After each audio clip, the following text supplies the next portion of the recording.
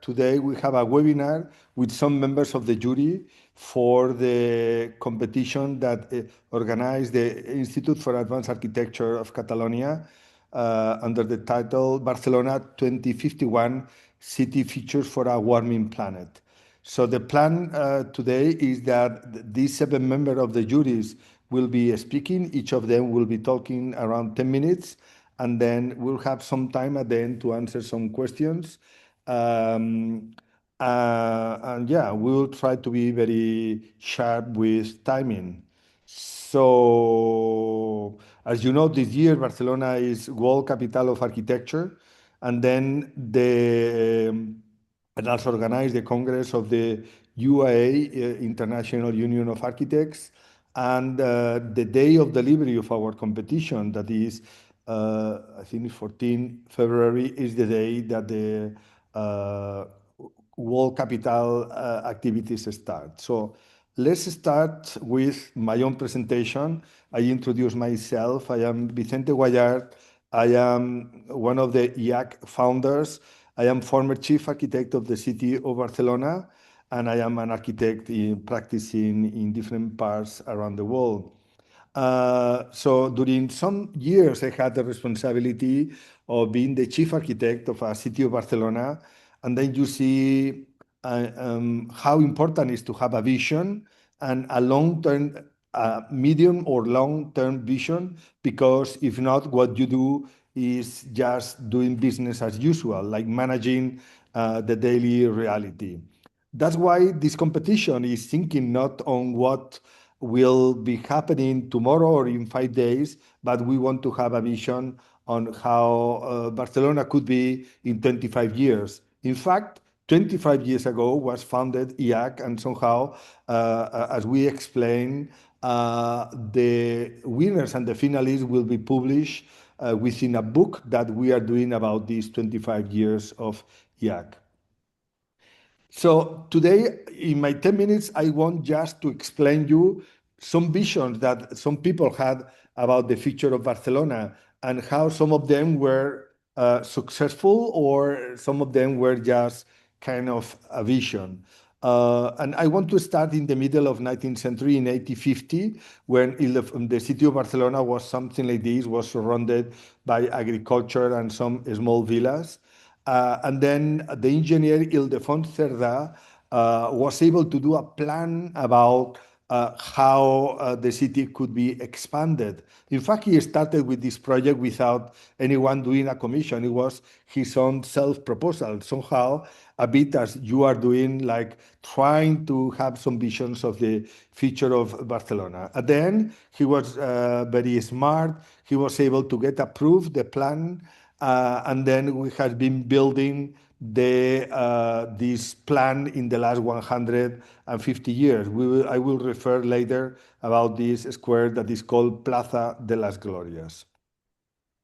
Another visionary person, Antoni Gaudí, did that building that is called La Pedrera. Today is World Heritage, but I am bringing you this image because at that time when this project was finished, this is a real somehow cartoon or the image that was published in the newspaper at that time. So they were mocking on him because they say that, oh, the people will be flying with zeppelins, will enter from the windows, because this was the first building that ever built that had parking underground the building itself. In fact, there is still the space for the parking because they were parking Rolls Royce, because only the very rich people had cars at that time. This building was finished, in fact, in 1912. So that means that what could be like a kind of ironic vision about that building that is a masterpiece. In fact, today with the drones and everything that is flying around us could somehow become reality. So that building, in fact, because had big windows, and it was one of the first buildings that had pillars and not walls. Le Corbusier admired very much that building. Somehow this could allow also new life for these windows. I am showing this is not Barcelona. It's the only image I will show not from Barcelona, but this image is from the movie Metropolis by Fritz Lang. And I am showing this because the movie was done in 1927 and he imagined a future for 1926. So this year is the year of Metropolis. And well, I would say it's not I would say it was a kind of expressionist architecture. But the fact that the cities will grow vertically and things will be flying around, no bridges for the moment in skyscrapers, was also part of the vision of the future. Exactly at the same time, Le Corbusier came to Barcelona with some friends from a group called GATPAC, led by local architects. And then he proposed to, as you see, as he was proposing in Paris, demolishing part of the historical center and building some towers where he will have housing. His main partner here was José Luis Sert, that afterwards he became chair of the Department of Architecture of GSD in Harvard. And this was the full panorama when he proposed to have an airport in the top of Montjuic mountain and yeah, and growing the city like this. He proposed also having these super blocks with destroying the vision of Cerdà and making these linear super blocks. And some years later, when the idea of the traffic, the Barcelona future was like that, no? The future of traffic was about having many highways. So another vision was to have below the Tower of Columbus, just in front of the harbor, to having underground parking, cars, metro, and everything. In the 1990s, my friend and co-founder of IAC, Manuel Gauss, he had this vision that was more a metropolitan vision, dealing about the idea of the green areas and how to connect with the buildings and the built areas in the city. And at that time, also, I had that vision for the city of Barcelona with the idea that maybe the city could have some islands in front of it. The city should grow to inside. We should make tall constructions in the city so densify the city center and so on. No, so but it's a kind of miracle. You see, someone that was drawing a kind of radical vision about the future that one day became chief architect. And when I was chief architect, I had the opportunity to redesign and to lead the transformation of that square called Plaza de las Glorias, that after this drawing, a competition was launched. And then right now, in fact, is a park. What used to be some kind of a highway cross point, right now is becoming the new center of Barcelona with this park.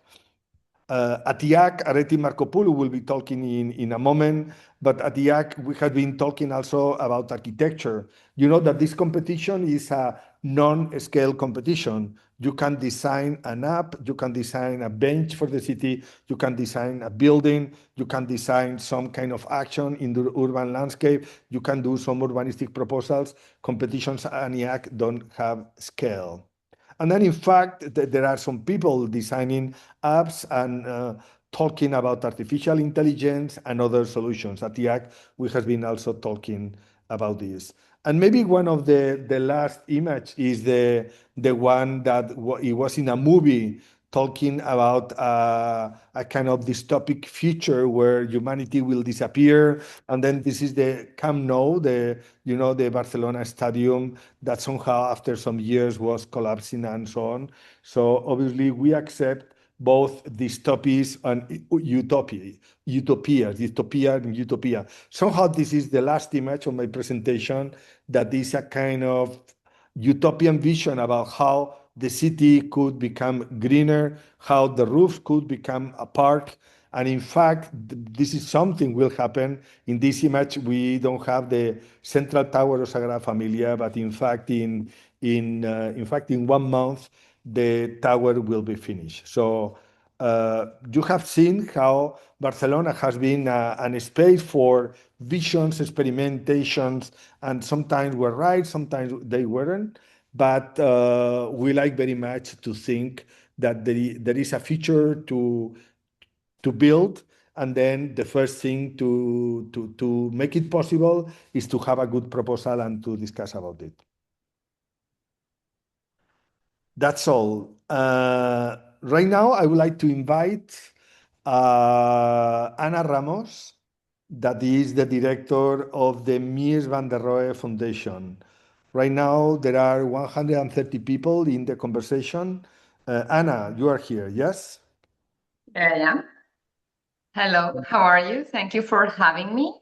I apologize because I will not have the beautiful images that Vicente has shown us, but still, I introduce myself. I'm an architect and a teacher at the Barcelona School of Architecture at SAP UPC. And since almost 10 years now, I'm the director of the Mies van der Rohe Foundation in Barcelona. So we do take care of this beautiful building that was visionarily built designed and built back in 1929 by Ludwig Mies van der Rohe and Lili Reich, and which was visionarily reconstructed also in the early 80s, because the building disappeared shortly after, I mean, 1 year, when it was 1 year old or something, it was dismantled as foreseen, but it was kept in the memory of architects as something important. So many years later, it was reconstructed, and now 40 years after the reconstruction, we can also say it was a good idea to do so, because it still serves as a source of inspiration for many of us. And thanks to, or what we try to do in this place is try to keep the eyes and the brain open. So we do host from time to time visionary interventions that transform the space and help us imagining other pavilions or other futures for architecture, or learn more from what we sometimes have in front of our eyes, but we don't see. In coincidence with that, one of our main roles is this dissemination of architecture. So that's why the municipality, because Fundación Mies van der Rohe is a public entity of the Barcelona City Council, although it has other entities governing it, like the Spanish or Catalan governments, but also the Barcelona School of Architecture, or the MoMA in New York, and the German Foundation for Culture, or the Order of Architects of Catalonia. So you see, it's a mix of people, but they are all kind of aiming to disseminate architecture. Well, this is our main task this year, this Barcelona 2026 World Capital of Architecture. We are curating a whole program that will start the 12th February and will last until 13th December. It is an event aimed to disseminate the added value of architecture in our lives to general citizenship. It is, of course, all of you architects are super welcome to come and visit and join. But please understand that most of the activities have kind of two levels of reading. So we have a very easy, understandable level of approaching to architecture, because we want our neighbors and our friends who are not architects, who look around them and learn from the space where they live. In this case, it's the city of Barcelona, and there's quite a lot to learn about it. With different perspectives, with different points of view. So what we did was we opened a call for whoever wanted to organize something aiming to disseminate the values of architecture, urban planning, and landscaping. So we did not curate, we just kind of welcome all the activities as far as they had kind of an interest. And that has led us to have 1,500 activities throughout 10 months in the 10 districts of the city. I And want then one of to the activities, Anna, will be connected with the 25 years of IAC. And then we'll exactly. be showing the winners of this competition will be showing in a kind of movable house that we'll have in La Ramblas in Barcelona. Yes? Exactly. And thank you for saying this because I want to mention, although we made this open call, we have some privileged partners in this World Capital of Architecture, and those are the ones we call academic partners. We are lucky to have in this city. This city is a multi-hub city in terms of architecture, and there are several entities and schools and foundations working on architecture. And I think I have always thought this is a privilege because it's not a kind of a hierarchical thing, but it's a group of different people and entities which are sometimes, some are more powerful or stronger, others are more interesting. Yeah, it's okay, but that makes the medium level, the average level goes higher. So we have all of our kind of 15 architecture, urban planning, design schools in the city joining in. IAC is one of these, of course, is one of these privileged academic partners. And then we have others, we call them strategic partners, which are the architects associations and others. So yeah, IAC is celebrating these 25 years. IAC really was, yeah, seen from outside, it was something that very much connected to the first Congress of the UIA in Barcelona in terms of there was such an effervescence in that moment in the city and all these young architects aiming to change and change the world and the future.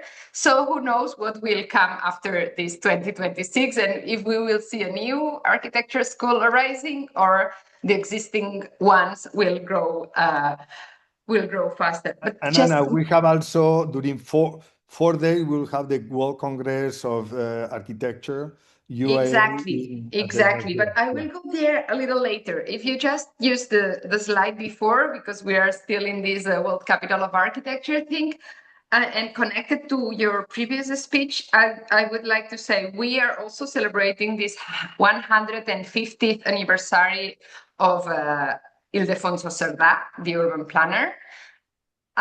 We are also celebrating this 100th anniversary of the death of Antoni Gaudí and the culmination of the highest tower of Sagrada Familia. So we have here the opportunity to look at Gaudí as one of the architects of the city. For some of you, you might be familiar that there is kind of there's a gap between architecture statu quo, the architecture culture in the city, and the most famous architect of the city. So we truly believe that this year could be a good opportunity to bring closer these two spheres. If I go to Cerdà, with Cerdà, there's less, it's kind of a better marriage of architects with Cerdà. But there's something we're doing important in this World Capital of Architecture, which is having activities and promoting all of the districts of the city. So there's more Barcelona beyond Eixample. And there are many Barcelonas outside Eixample. So this is going to be very important, in my opinion, that we will have every district will have space and time and one specific world architecture capital site. So for those of you who come, I strongly suggest that you stroll around the city, not only in the center. So there's more Barcelona outside of Eixample. That should be one message. And You have one more then, minute, Anna. sorry?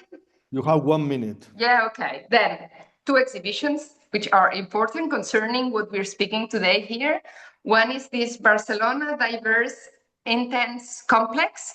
That will be the city which comes curated by the woman who's now the city architect of the city, Maria Buigas, a predecessor, no, successor of two chief architects after Vicente, I would say. Yeah. And this is going to be a small yet interesting exhibition on what's in the mind of a city architect when he or she has to make solutions. So this diverse, intense, complex Barcelona, that will be one exhibition which I would recommend. And the other is this Barcelona 2025-2035, which is an exhibition about the new strategic projects that are happening in the city and that will shape the city, not for 2051, but for 2035.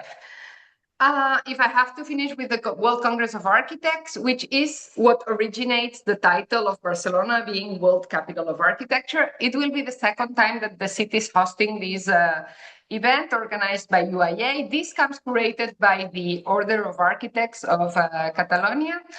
They made an international competition, and there's a team of curators which have named this Congress Becoming. And that will be these 4 days in end of June, early July, which will be, those are specifically for architects. It will be a disciplinary discussion, probably transdisciplinary, but aimed to professional and to students. So that would be the best opportunity to come and visit. And I think I will leave it here, Vicente. Anna, super. Thank you very Thank much you. and congratulations for all the events that you are organizing for Barcelona. And we hope that some of the people here in the conversation will join in the next month to Barcelona. Some of them may will be winners of the competition. Thank you, Anna. Super.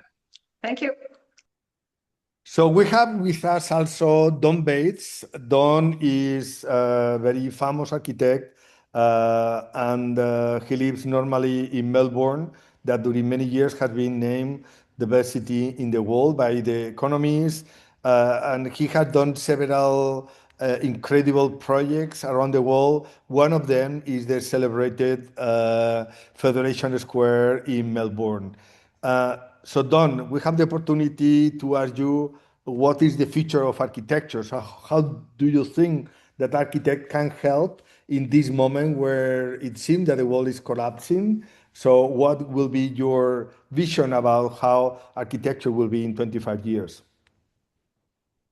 Thank you, Vicente. And thank you to everybody, Areti and Danielle, for inviting me both for this conversation, but also to be on the jury, which is the second time I've been on the jury for the project, the competitions by IAC, and I'm very honored to be part of that.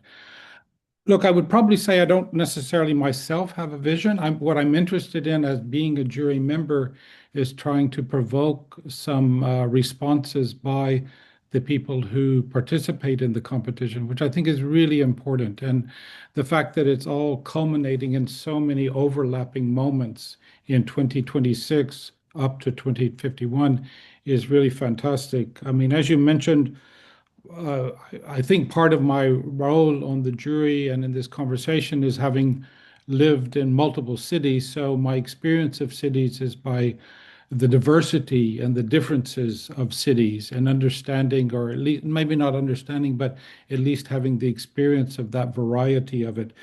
You spoke about Melbourne, and yes, up until 2020, Melbourne was consistently being named by The Economist as the world's most livable city, although we have to take into account what their definition of livable city is, which is for corporate executives moving around the world. So maybe it's not all.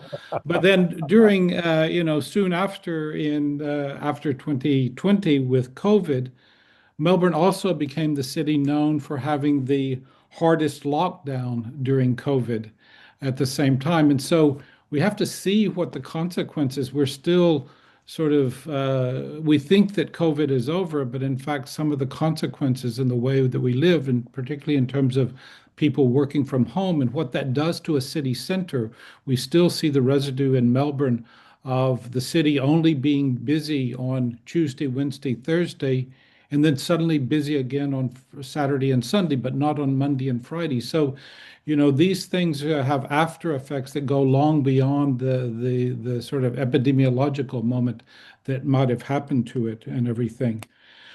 What I did want to talk about, it was interesting. You showed the cartoon of Gaudi with the flying automobiles, and it one of the notes that I had was, I think when we think of utopian moments and utopian cities, we for some reason, ever since the early 20th century, the utopian city is always about flying cars somehow, and that if we just had flying cars, then everything would be so easy.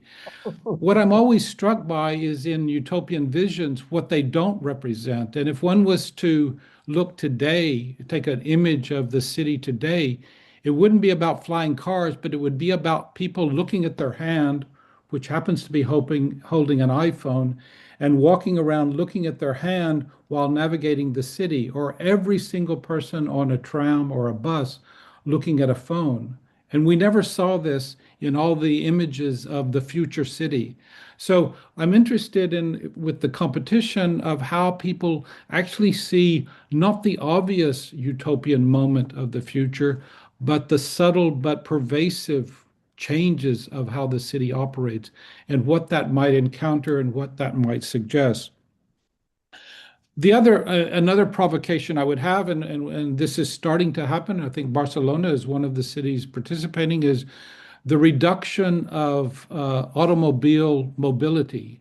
That is to say, the concept of looking at a map of a city and saying, by choice, how can we reduce 25% of the streets for use by automobiles and turn that over to vegetation, to walking, to bicycling, to some other mode of movement? And what would that mean if we moved it to not 25%, but maybe 50% in some way, or such and such? I think these are very interesting sort of operations to see how does it change? Because we've been living for over almost 100 years now where the automobile has taken precedence over all other activities.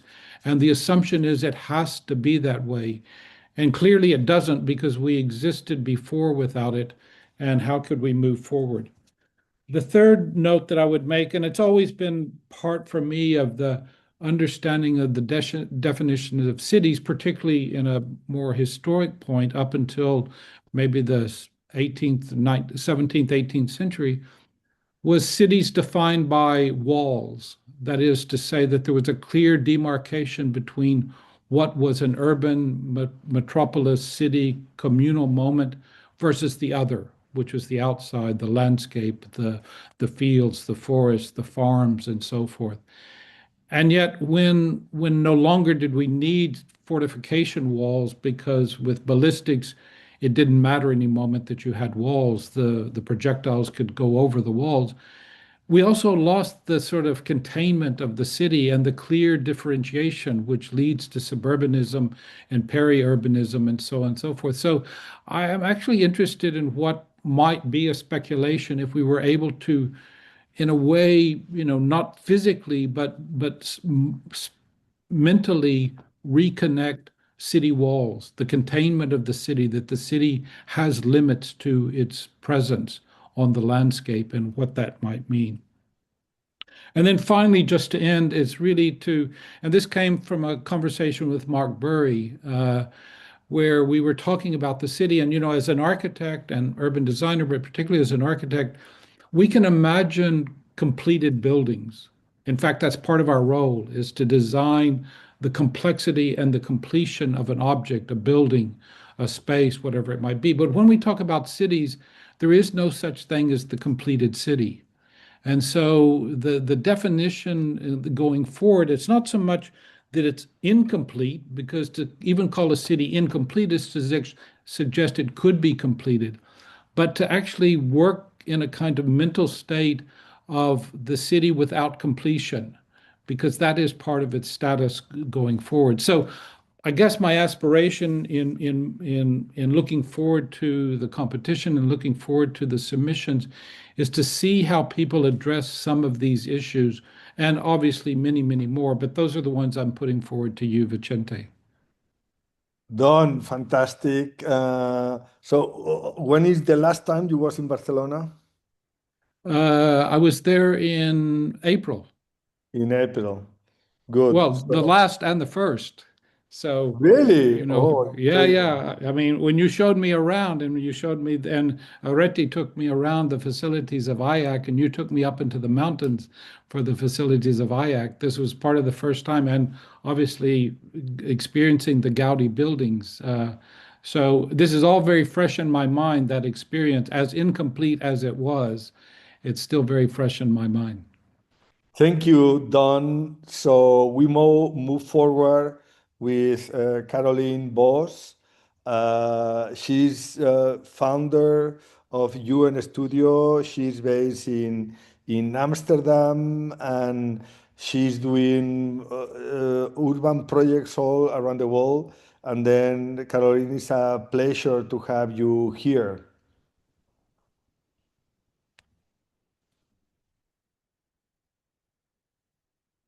Luis, tienes que activar el I audio. no, es que no, she's not around. She's not She's around. no, she's not on the list. Sí, porque pues, tiene una S solo, C-Boss, la estoy viendo yo ahora. C.Boss.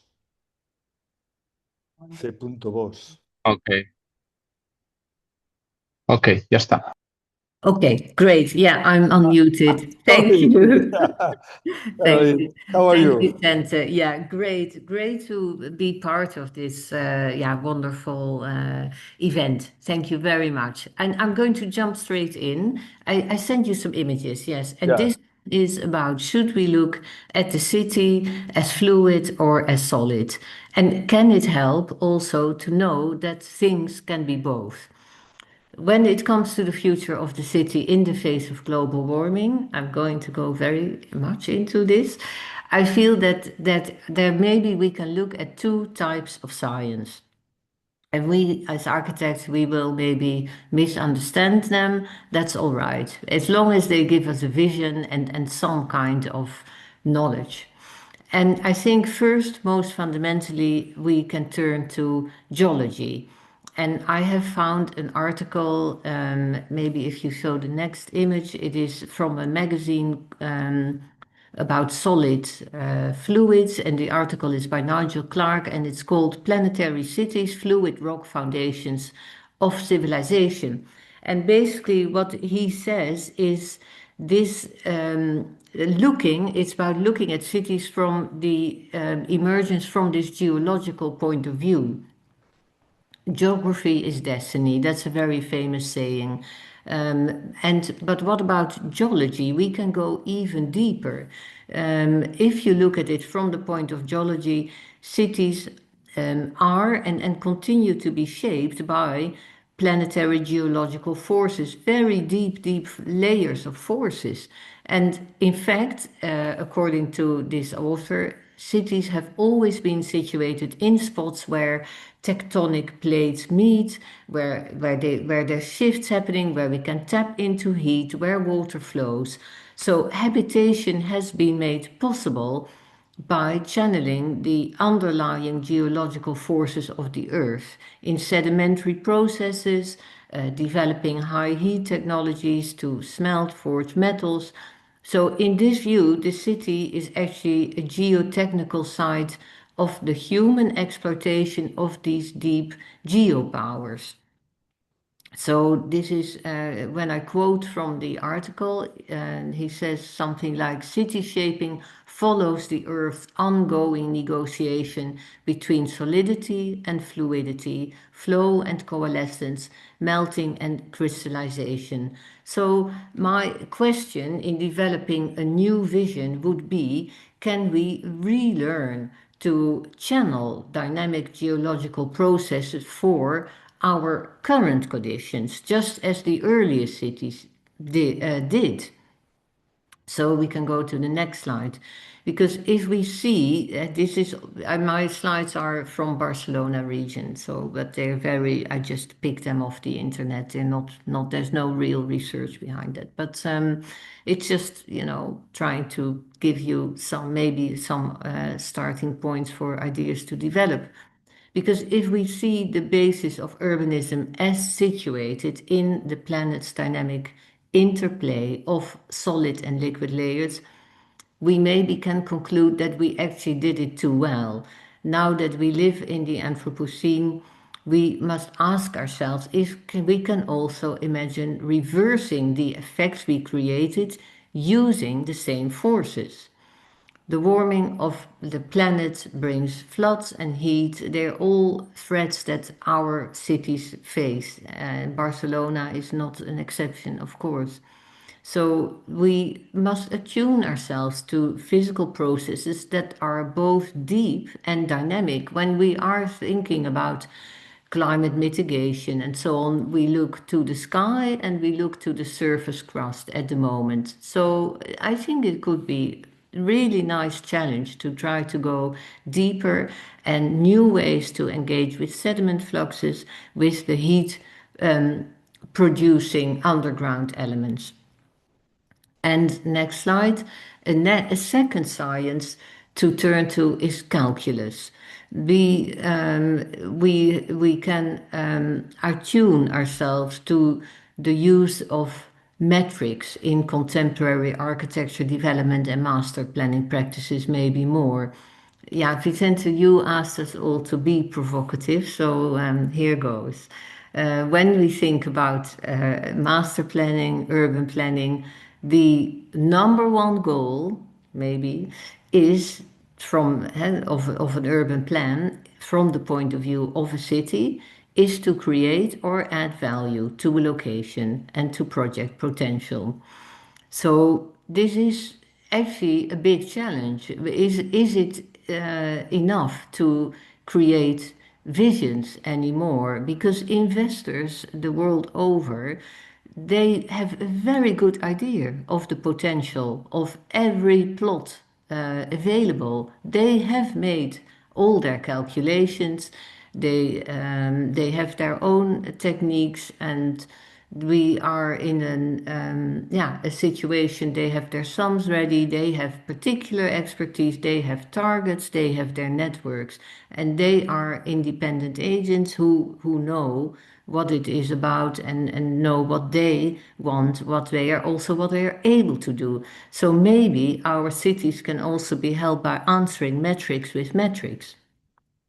So that to maybe make a start on getting to grips with very cold metrics again, I was thinking back to post-World War II planning, which was very focused on neighborhood planning. What the time had in common with today, that there was a housing crisis. It was all geared to using very specific quantifiable data to create self-sufficient, socially cohesive communities to solve that housing crisis. So maybe urban planning today can learn from these examples by integrating this kind of metrics, but also factors like social equity and obviously climate mitigation, to try to integrate all these things, but with some scientific underscoring. And just as the neighborhood approach was very bold, it was just naming numbers. Why not really work with numbers, be very bold? And of course, the situation was different in the sense that it was all built on state-owned land, it was all government-led. Today, we are dealing with PPPs, which are very difficult, but we are also even dealing with private cities, with charter cities. And in some ways, apparently someone from an economist from the World Bank told me that they can be actually much more successful. So a number-based approach could be interesting. Modern developers now use residual land value metrics, which is the difference, very simple, the difference between the final product value and all the development costs. And that's how they determine if there is any viability to a project. But there are other kinds of metrics as well. So there's social mix integration that is often quantified as with a ratio, the 40-40-20 rule, for instance. Well, we all know the 15-minute city and the 330-300 rule for urban green. So what would be the number or the numbers that can help our cities cope with the effects of global warming. So, and I do believe this can all be done in a creative, visionary manner. But what I think is really the fantastically interesting challenge here for everyone is to change radically our perspective. You have one more image that you asked me, Oh, Sandra. yeah, that is the last image. Well, that is, that is our transformation of Expo Dubai into a sustainable neighborhood, and it works, of course, with with a lot of the conditions that I was talking about. It is very much it is very much a business plan for a very business-minded client. Good. So, Caroline, thank you very much. Yeah, it's fantastic your comments about geology and the hidden forces of our planet somehow, the forces that we don't see. That it seems that the hidden forces are moving the world towards positions that we really can't imagine. But I think that is geology is very slow. And Barcelona 2000 years ago was different, But then the delta that was transformed into a living area, the 22 at our innovation district was a wetland. So yes, it's true that geology is the fundamental part of the city that is where are the settlements. So thank you for your contribution. Pleasure. We have now Areti Markopoulou.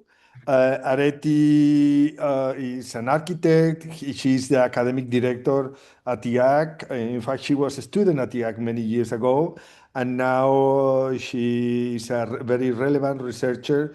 And she asked me to share her screen. So, Areti, you have 10 minutes. In fact, 8 minutes, because I want to ask you something. Thank you, Vicente. It's so nice to hear the views of everybody, and from my side, we're always trying to work towards the future, but maybe sometimes it's also, and from the presentation of Vicente and the rest of the comments, what becomes very obvious is that the future is not something that we predict or we can predict, but the interesting futures are the ones that they are asking radical questions, no? Radical questions and about things that sometimes we don't think are connected with architecture, such as, placing cars underground or in the terrace of buildings. So from my side today, and I see there are so many participants, it's great. I decided to put a series of projects that students, researchers have been developing at IAC relevant to the 5 different categories, because I also think that is important to understand this future as different choices, as a diversity of projects. And I also think that the future of a city could start from a radical thinking of a very small scale of an object that probably represents the way that we live and our lifestyle, and that starts to affect a different scale. So issues of scalability, but also issues of diversity of tools and methods, I believe somehow is important. So the climate and decarbonization theme, which asks us to rethink how cities respond to climate change, could also become a question about rethinking radically what are the materials of our buildings, and how we can use climate and the planet as a resource beyond the extractivist logic, no? So here are some projects that they are doing so by thinking, for example, sequestrating carbon into a material, biochar, which is a pyrolyzed, agricultural waste, then creating sustainable concrete, zero carbon concrete, or taking demolition waste and instead of taking them into landfill, ramming them as we were doing with Earth many years, many centuries, for many centuries, and creating, new buildings out of our waste of our planet. Questions that they are very much about understanding the logics of nature, but coexist with nature, from very small projects of activating public space that not only decarbonizes because green absorbs carbon, but also brings community together to produce food, and even rethinking, what we were, or how biology and synthetic biology could become something that starts from our body and reaches territorial scales. It helps us ask deeper questions on what buildings are made of, how they perform, and how they relate to living systems. And then it comes housing and urban inclusion, because housing should be something more than a shelter.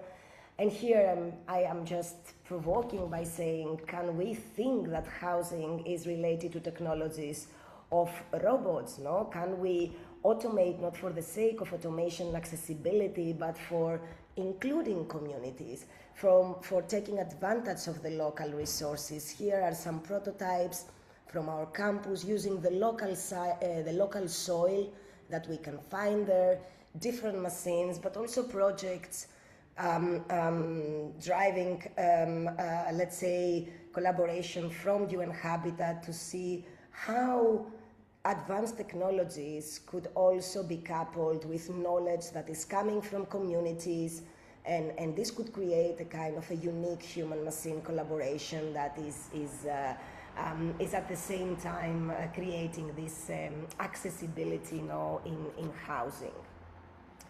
Then, of course, this could also, we could take it to the urban infrastructure and rethinking resources through this idea of automation as well, and of course, totally removing the idea of demolition is something very important, especially for housing, that we need adaptability, ideas of design for disassembly or for growth, and recreating units. It becomes very relevant for this type of futures that at least I would like to imagine for Barcelona and for all the cities of the world.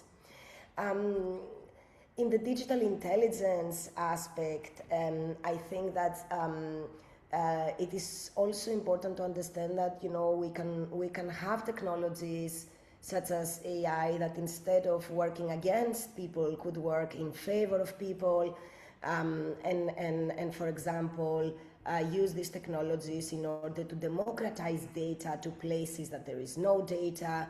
This is a project that works with Barcelona, with New Delhi, with Helsinki, and it uses AI in order to create an entire digital twin of existing building material stocks that helps decision makers to take more informed decisions about circular design and construction and circular economy in their cities. The ecological metabolism is, I think, another aspect of these futures that we want to imagine, because it actually asks that architecture is more aligned with everything that it is around it, with natural cycles, with resources. Here is the Metabolic Home project that reimagines a typology, a domestic typology of zero waste, where every byproduct of an action of one space becomes a nutrient for another. It basically eliminates the concept of waste, which is an anthropogenic creation. It's a human creation. Nature doesn't recognize the idea of waste. And of course, this also starts to open up questions on, which are the different agents that live in a space like that, from humans to animals and multi-species, that could create this coexistence at a very, very different level from what we are used now to inhabit our houses, our buildings, and our cities. At another scale, projects like Flora at Valdaura Labs that investigate this local timber architecture, where construction actually follows the growth cycles and the building resources are harvested on site. So questions about can our buildings be of zero waste, or can our buildings be built following the cycle of ecology, place and time is critical. At the public life and civic imagination, we want to ask deeper questions on use of technologies, again, for the good of the communities. This is a video game. We are architects, but we're building video games so that different stakeholders and communities can co-design their public space, but also they can share different design proposals, and through this playing of the game, we can have qualitative data that again can provide to decision makers more knowledge about what people need and which are their priorities. And last but not least, as I said, from a very small object, which can be a bench or you know, like a system of tactical urbanism, we can rethink our urban infrastructure, our devices, our urban furniture. This is a public space here in Barcelona. It's benches made out of photocatalytic material, so it's a bench that can absorb CO2, it can filter the air, and at the same time, it can provide this space for communities to interact, to relax, and to enjoy the open space.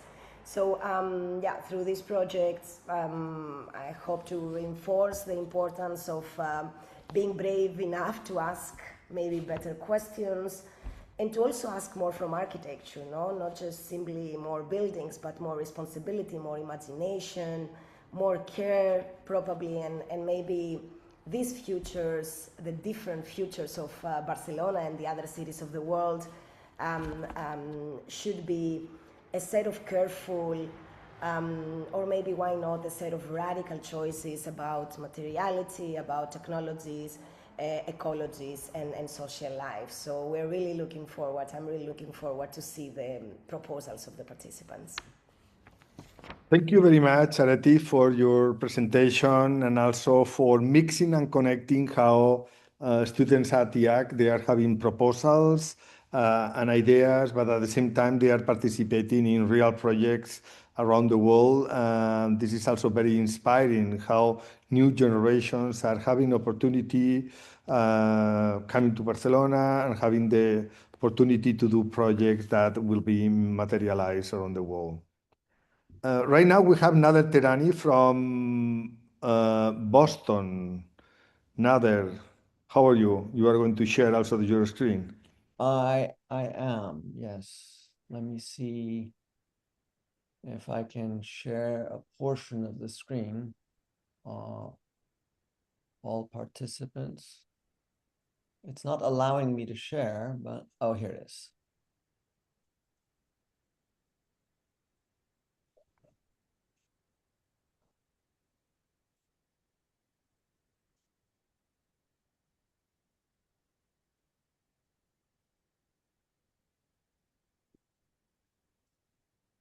Does this read? Yes. Great. So my brief contribution, actually, let me adjust the screen, sorry. My brief contribution revolves around a speculative studio I will be undertaking at the GSD this semester. So it's pedagogical in nature. And certainly, Vicente, it's a pleasure to join you again and the rest of the crew, and to present a little bit what I will be working on this coming semester. With the imminence of urban obsolescence due to sea level rise, the city of Miami faces an inevitable destiny in the coming century. Everybody has consensus on this. Despite this, like many other cities, Miami views resilience planning through three temporal modalities. So the first involves the present, with first response attentiveness during major storms to ensure the health and safety of its citizens. It basically revolves around food, shelter, and medical assistance. The third involves the future, possibly 70, 100 years from now, with the relocation of millions of people to higher ground. And that is essentially the acquiescence to nature at a regional scale. You can see here, half of Florida is gone. It's the second that is the most salient for architectural and urbanistic thinking. In the interim period, and the studio is called an interim urbanism, there's a recognition that the economic and social vitality of these urban areas is sufficient reason for continual investment, even if they are in the path of danger on a perpetual basis. If the volume of that investment comes with sobriety and restraint in other cities, Miami has built the lump sum of its skyline with over 100 towers just in the last 20 years. Now, effectively, when the knowledge of climate science has been on the rise, so has Miami's real estate boom. What has drawn from its dynamic tourist industry, its economic connections to South America, and essentially a phantom promise of a future that may never fully pay back its investments. In tandem, scholars on different ends of the political and disciplinary spectrums have weighed in on the interim period with competing narratives, some bringing certainty to the city's demise on an earlier timetable, while others imagining more optimistic alternatives for extending the city's resilience on higher ground. So this studio will effectively examine the interim urbanism that will define Miami's public realm before it succumbs to rising tides. The infrastructure of Miami, including its airports, highways, and metro rail systems, were developed in the last century. The founding of the main airport in 1928, the Federal Highway Act giving a financial boost to roadway networks in around 1956, and of course the metro rail mover system later in 1984. Naturally, all were developed with an acknowledgement of their relationship to the water, the Everglades National Park to the west, the coastline to the east, and the Miami River with its vast network of tributaries in between. But with billions of dollars in public expenditure, none of these efforts were coordinated with each other as such, and nor did they tap into the possibility that the transition between varied media of transportation could become opportunities for the creation of public space or a civic realm. With waterfront access primarily privatized, the city's disposition towards real estate speculation has almost always dominated public investment. So over time, a tropical suburbia has evolved with significant historic fabrics of note, among them Coconut Grove, South Beach, Coral Gables, to just name a few. And the spaces between these neighborhoods is defined by predictable suburban morphologies, including retail strips, malls, apartment tower districts, and of course, raised highways and their requisite off-ramps that guarantee a measure of physical alienation between adjacent neighborhoods. And these areas have primarily been motored by vehicular access throughout the 20th century, but with the densification of the suburban environment, there's emerged the palpable capacity to define pedestrian zones in recent years. And yet, currently, these are most commonly sequestered into private developments, such as commercial shopping districts, whose ethic basically is pay to play. So the studio will examine the latent public potential of infrastructure to foster civic spaces above, below, and in between major pieces of engineering. The site that we have chosen brackets a theatrical combination of the Miami River twisting inland on its north edge, a monumental Miami Avenue drawbridge whose platform is some 25 feet over the river on the west, a Metro Mover station elevated some 60 feet up in the air to the east, and then finally, the recently completed Brickell City Center to the south, an open-air mall whose elevated promenades overlook that same very site. So the site proper promises flooding in both the short-term and long-term periods. Thus, the studio challenge will be to develop a raised common ground that mediates between the four elevations of the site, but also a ground that is public, potentially civic in its aspirations, a constructed platform that gives public access to the river as much as to the city's transportation networks and pedestrian zones of the downtown areas, all anticipating a public realm on higher ground in years to come. So obviously there's programs and all sorts of other things that are added to this, but this notion that there will be a life on some other level until it can survive. Thank you. Nada, thank you very much. I think I mean, in many of your studios, you have this critical view on specific places, and then you propose how to discuss some topics that, in fact, the politics they are in general they don't want to talk about, no, and then that's why we as architects we want to talk about this future that in front of us. So if you, in 2 minutes, if you could say something about Barcelona that you know very well. We have the sea, but we don't have exactly the same topic because we have the mountain very nearby. So, what do you think is the biggest challenge that we have in front of us here in Barcelona? Look, you have a vital city that has an urban form and a morphology, and yet presumably, much like other inner cities, the real estate prices will go up very high, and so there will be the pressure to build higher and higher. So the question is, how might one integrate these denser areas as the city grows without making them into, I don't know, gated neighborhoods or gated areas, gated areas. So I think that there is obviously going away from the kind of the raised public ground argument. There's the question of how one harnesses the vitality and the heritage of the city with respect to its growth, given that Barcelona is defined by essentially a mountain range that caresses and corrals it with such a geographic distinction. Thank you very much, Nader.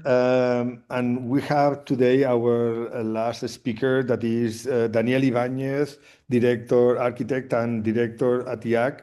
I would like also to ask the participants if you want to make any question. There will be a Q&A after Daniel talk, and then we'll have like 10 minutes. So it would be better if you want to write any question in the chat or any comment, and then I will erase, and maybe some of the speakers that are still here will be able to answer. Daniel, the floor is yours. Thank you, Vicente. Hello, everybody. Very nice to have such a group of brilliant scholars and architects being part of this exciting competition. My brief, let's say, reflections for those of you that are thinking on participating in this unique opportunity at a very unique time, which is, this 2026, the capital of architecture being Barcelona. It comes from basically my own experience. The fact that I ended up being a student at IAC and several years later being, blessed with the possibility of directing it. It started basically in a situation like this. The first edition of this competition back in 2006, if I'm not wrong, Vicente, was the first edition of the Advanced Architectural Contest. as many of you in the audience, I was finding this very exciting. I found that this competition offered a different framework rather than providing you a site with a program with a very constrained set of rules. It was really an opportunity to really open up ideas and visions, and this enabled us at the time to really speculate at many different scales, from larger territorial concerns to very specific technological solutions. And one day I received a fantastic call. We were the winners, and the rest is history. Enjoyed being a student at IAC, and I have been very much involved with institutions in different intensities since then. So all my comments, and I'll be very brief on offering a couple of thoughts on reflection, especially trying to empathize with those of you that are saying like, wow, this looks like amazing competition, but I don't know where to start. What should I do? What are the things that maybe one can think? I'll try to offer a little bit of my own bias to that. So first idea revolves around the question of urbanization. As Vicente was mentioning earlier in his introduction, Barcelona is what coined the term urbanization. Cerdà, when he did the ensample, he used this term. And I think this term has been by architects many times misunderstood, I would say. We have always understood urbanization as a kind of like object, as a kind of like form composed by buildings, by grid, by geometries. But I think what Cerdà originated back in the time, and I think we have been able successfully to demonstrate throughout the years, is that urbanization is more than an object, is more like a process, right? So in their questions, all the transformational processes that goes with it, that integrates different flows from air, from resources, materials, from bodies, from other flows like capital and investment, as Nader was mentioning. I think this is a very interesting also way of looking at the challenge that we have in front of us. So I will, in a way, suggest for those of you interested on joining us and putting forward your visions of Barcelona, to really not think, okay, what is the project, what is the object that I'm going to place in Barcelona, but really try to understand, this fabric more as a kind of like process that really connects different ecologies, different people, different kind of like flows. No, so in a way we can really put more value on things that IAC has been working quite actively on, questions of these ideas of circulations, of flows, of materials, how all of those somehow crystallize in different moments and intensities throughout the city.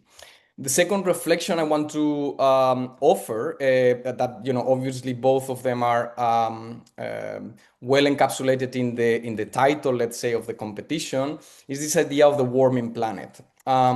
The same way that Cerdà was facing certain challenges back in the time, mostly concerned with questions of mobility, access, the beginning of the automobile, and many from early use of the horses and then the kind of like automobile. There were certain infrastructural paradigms that somehow helped drive this major kind of urban transformation.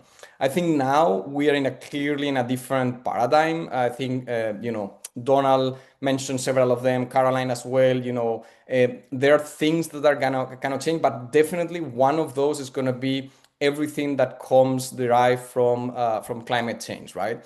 In this regard, for those of you that are not very familiarized with what is happening in Spain in the last 5 years, we have had terrible floodings, which, for instance, Barcelona is one of those cities that very well can be a target of these floodings, these rapid, brutal, rain showers that could collapse the city. We had one last year in Valencia that unfortunately had caused many different kind of people to die with that. So from those things to forest fires to heat island effects. I mean, the actual warming of cities, that all these impervious surfaces that are kind of absorbing kind of like heat and changing very radically the kind of environmental performance of cities. So I would love to kind of like, rather than being very quote unquote apocalyptic and not optimistic about the future, but really put those environmental climatic pressures as an opportunity to really rethink what is forward. No? So if certain infrastructural and mobility concerns gave rise to a particular form of urbanization. I think now we are, entering in this new phase where all these concerns are critical, no? And to kind of like close up and to conclude, this is not only from a purely performance perspective of how much water can I evacuate or how much heat can I repel with my designs, but also trying to tackle the core aspect of what is causing those climate change. No questions of decarbonization, where we're taking the materials from, what is the role of the territory in relation with all of that. So to close up, I think both understanding the city as a process and taking these drivers of the of the climate change as opportunities for proposing your visions, I think is crucial. And I will end up with this idea that ATIAC will love this kind of multi-scalar, non-specific, let's say, or non-attached to one scale, to one program proposal. So we truly welcome any of your ideas, any of your design. I anticipate a very vivid kind of debates between all the members of the jury, because we have brilliant minds, and I'm sure that the variety and diversity of the proposals will make a very, very cool debate and hard task of selecting the winners of the competition. So I will leave it at that. Vicente, over to you, and I'm happy to take some questions from our prospective participants. Good. Thank you very much, Daniel, and thank you all the jury members and speakers for your contribution. For the moment, we have only one question here in the chat, that is two now. One is saying, considering we have crossed 7 out of 9 planetary boundaries, personally, I believe bioregional planning has become the most cohesive model that links many of these topics from isolation into an integrated system, current living system that we need to bring into more mainstream urban planning. Any one has experienced this in an urban context? Nader, maybe you can reply.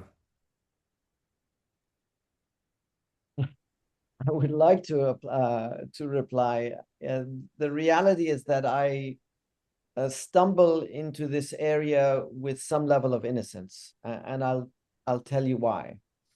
The kind of pedagogical models that led to our concept of the city as an urban entity is entirely obsolete, and this question addresses that. The question of region, of territory, and of the planetary scale seem to be the most consequential when it comes to questions of climate change. And yet, that doesn't change our more molecular understanding of the city as a holder of everyday life at the level of community, neighborhood, family, however you want to describe that. So coming to terms with how one mediates between the global and the local, in my mind, requires a completely different idea about governance. Has nothing to do with architecture, actually. And it is exactly there where I see a complete cultural implosion that we're seeing right now in the United States with its relationship to Venezuela, to NATO, and to so many other kinds of collective platforms that should and be keeping us into a kind of collective governance, what has all been eviscerated. So in a strange way, I don't have neither any practical response to the question, nor an architectural one, because I do think that there's an urgency of a political question. And if anything, we're going in the exactly opposite direction of something that we should be doing. Don, you were writing maybe some notes. Do you have any comment?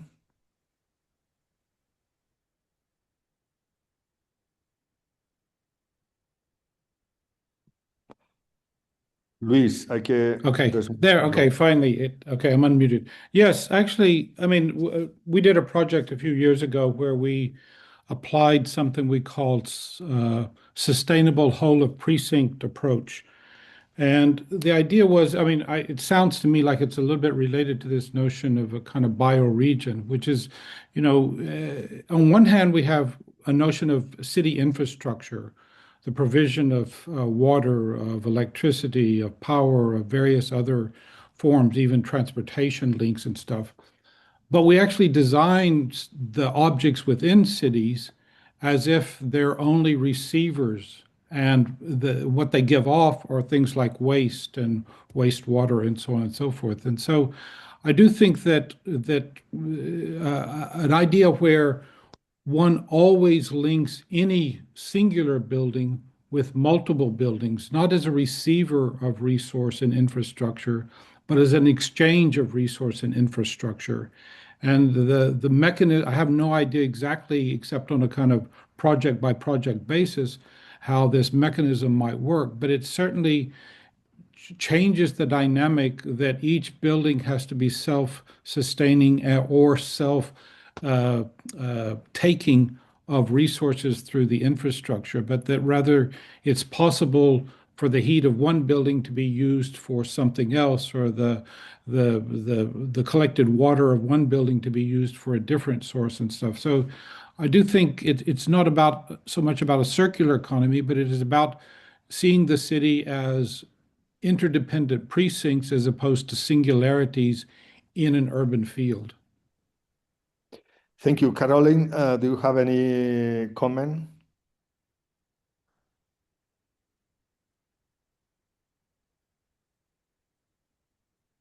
I think she's muted again. Luis, you muteas a Caroline siempre. Sí, está Okay. Okay. Ooh, I'm just gone now. Okay. Oh, No, okay. I have Okay. another comment here. Well, someone from India is I would like to raise the case of Mumbai, which face similar climate change to Miami and other coastal metropolises, in a city increasingly being developed with a focus on vehicular connectivity and real estate growth, often at the cost of coastal mangroves and wetlands. How should urbanists and city planners balance stakeholders' interests with ecological conservation necessary to mitigate the effects of climate change? That's a global question, no? But Vicente, maybe I can offer a quick response to this and linking it with a previous question as well that they were Yes. asking about New York and so on. So as we said, we are very open-minded in terms of the scale and the typology, I would say, of the project presented for this competition. In that case, we are, as we were saying, we are always welcoming a high diversity of proposals. However, this year being so important in Barcelona, we want to make sure that this is anchored here. So, if anything, the only quote unquote condition is that it has a direct relation with Barcelona, not a specific, scale, but, understanding Barcelona within its kind of like regional kind of like territory, all proposals would be welcome there. So in that regard, for sure, projects, initiatives, things that you guys have been doing elsewhere that you think it could have a translation, a way of transferring some of that, visions and ideas and apply to Barcelona, that could work. But we will not be somehow evaluating projects that are occurring, let's say, outside Barcelona per se. Yeah, thank you. Because in fact, Daniel, this was one of the question. Ideas developed or thought for other cities can be applied for Barcelona in that competition. The answer is yes.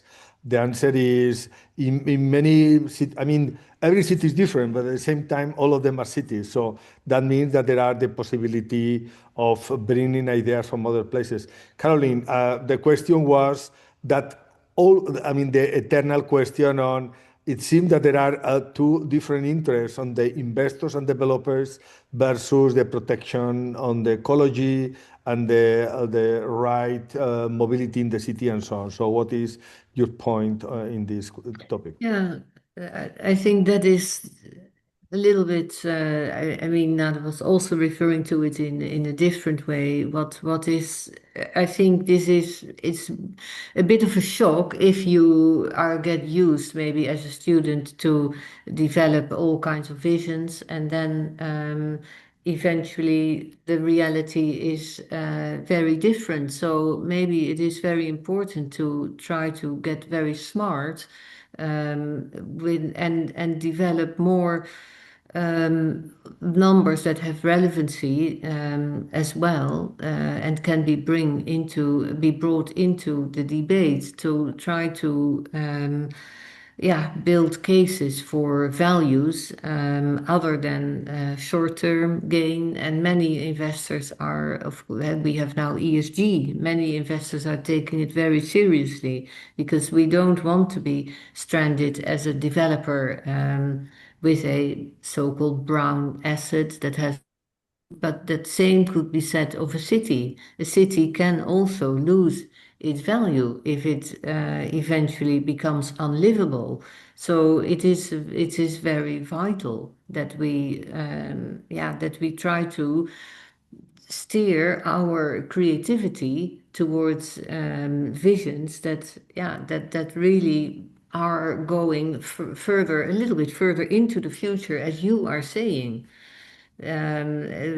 which is what exactly you are challenging everyone to do, and that is a big challenge because these earlier planners with their visionary projects also went very deep into subject matter to come up with this particular envisioning of a future reality. So I think that is a fantastic challenge to try to again, yeah, confront the issues of today, but in a creative, filter them through our creative lenses. And that's why I said we can even misunderstand. And like Andy Warhol was a big artist who loved to misunderstand things and thereby surprise everyone with a completely new perspective. Thank you. So I want to finish 4:30 as promised.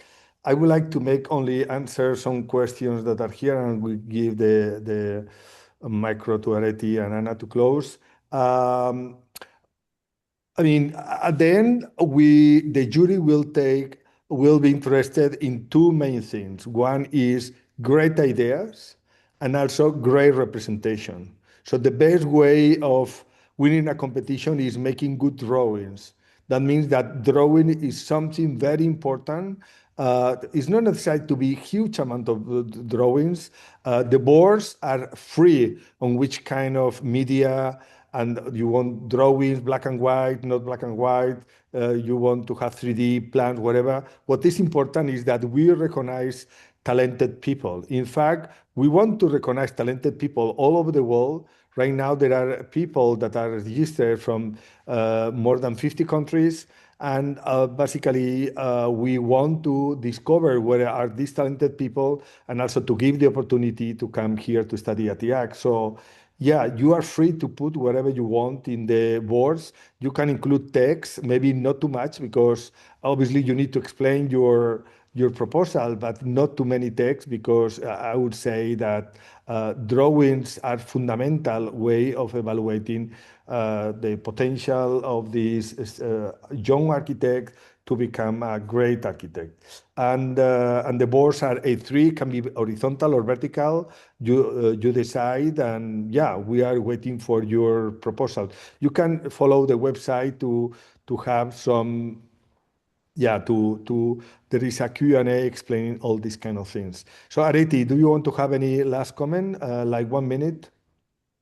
My only comment is to wish good luck to all the participants. They can keep on sending questions if they have to the email. And yeah, we're really looking forward to see the futures that they will be designing. Anna, you are the kind of one of the leaders of the Barcelona Capital of Architecture. Do you want to say some last word to the participants? Well, just yes, please. One thing. It's great to have you all guys thinking about our city. We will be very happy in the jury to confront your ideas. Many interesting ideas arise from different parts of the world that could all have a focus. We don't have time today, but it would be great to follow the conversation with each of the speakers. Just one to recall one sentence from the current city architect, that she has this thing of the city is built, is fully built, but it's not finished, right? So this is something that this city is now challenging. So what's next for the city, even though it's already built?